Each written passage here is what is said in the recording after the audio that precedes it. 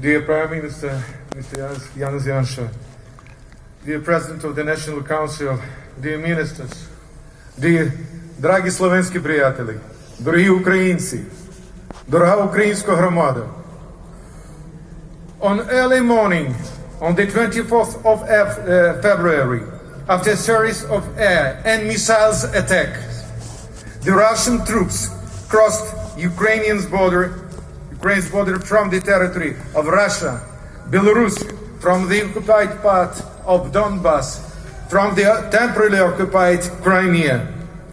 Big militarized power seeking for geopolitical greatness has launched a full-fledged military offensive against smaller neighbor, aimed at invading our country. For 7 days, a full-scale war launched by Russia against Ukraine continues at the very heart of Europe. Russia uses all its potential to attack Ukraine: ballistic missiles, aviation, tanks, and artillery.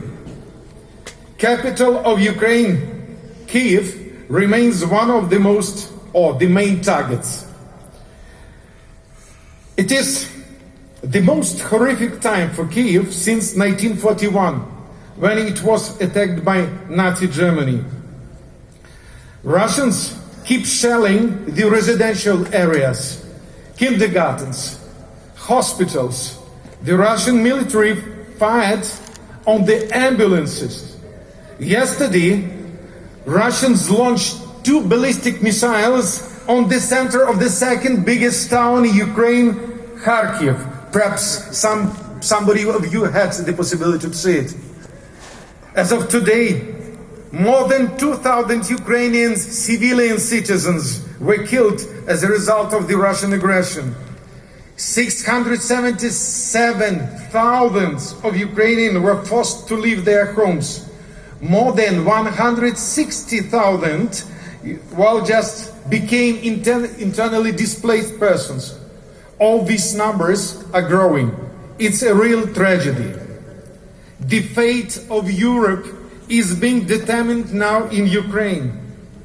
Putin wants to punish Ukraine and its people for their European choice, for their Euro-Atlantic aspirations, for our desire to be part of the European family. But it's our civilizational choice. Ukraine has activated its right for self-defense. We will fight. We'll defend our homeland. Russian troops bear huge losses. Thank you.